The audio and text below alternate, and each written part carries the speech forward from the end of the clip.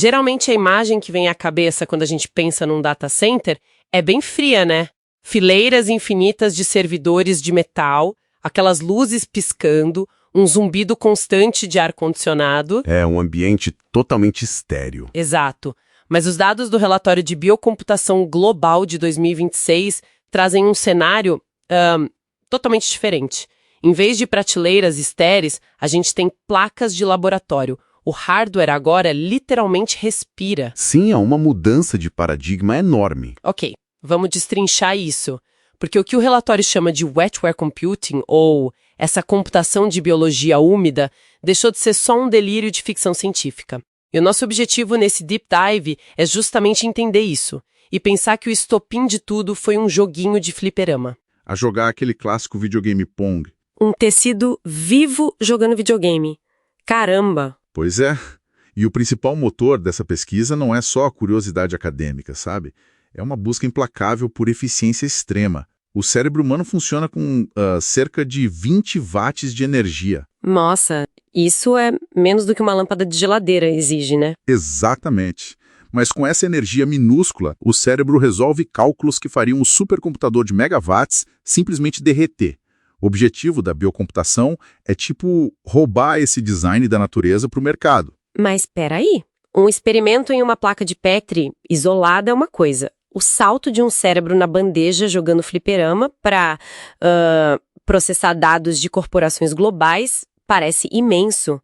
Como foi essa transição? Bom, a barreira era justamente a escala. Depois do Pong, a corrida do mercado foi para tirar isso do laboratório e levar para a nuvem, com muito dinheiro envolvido. O relatório documenta a Cortical Labs já expandindo para Singapura. Criando data centers biológicos reais? Sim, infraestrutura real. E na Suíça, a Final Spark lançou a Neuroplatform. Eles inauguraram um modelo de biocomputação como serviço.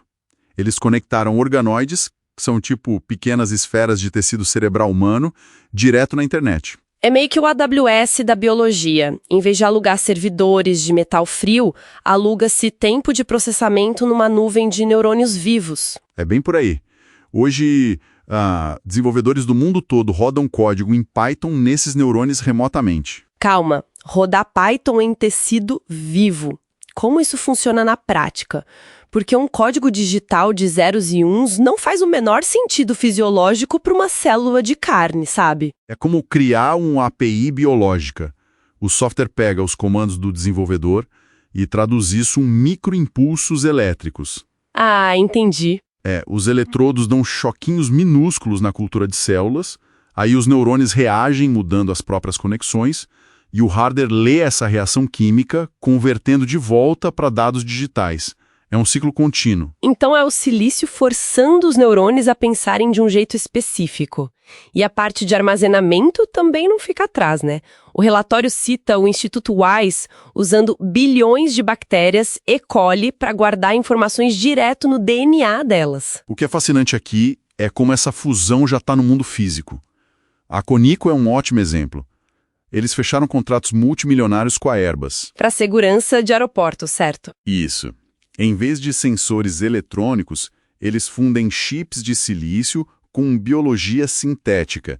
Eles criaram neurônios que podem, literalmente, farejar ameaças químicas no ar, muito mais rápido que qualquer máquina. Nossa, mas operar uma infraestrutura que respira deve ser um pesadelo de engenharia. Um processador da Intel fica anos acumulando poeira no servidor e funciona bem. Neurônios vivos precisam comer. Esse é o maior gargalo técnico hoje. Neurônios in vitro têm uma vida útil muito curta, coisa de poucos meses. Para manter o sistema rodando, entra a microfluídica. O encanamento microscópico. Exato.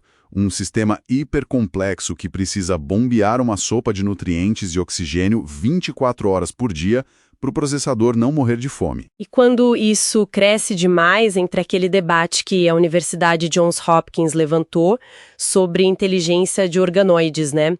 Quando conectamos milhões de células, a gente esbarra na ética sobre os limites da consciência da máquina. Com certeza. A linha fica muito tênue. Então, o que tudo isso significa na prática? Porque corporativamente parece um risco insano. Se o bioprocessador literalmente tem um prazo de validade de poucos meses, como uma empresa garante que não vai perder os arquivos quando essas células envelhecerem? Isso levanta uma questão importante. A complexidade atual é muito mais uma questão de suporte biológico do que de TI. Empresas como a Maxwell Biosystems não fazem os neurônios, elas fazem as pontes. Pontes de hardware. Sim, eles fornecem interfaces de altíssima densidade. O trabalho contínuo é mapear, extrair e transferir o aprendizado daquela rede neural antiga para uma nova geração de células frescas, antes que as antigas morram.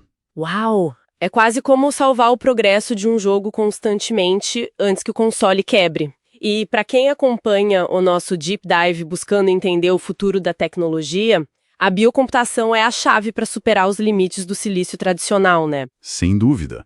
O silício está atingindo um teto térmico e energético. O futuro do processamento de dados vai precisar ser orgânico para a gente conseguir escalar a inteligência artificial. Mas isso deixa um pensamento provocativo para o final.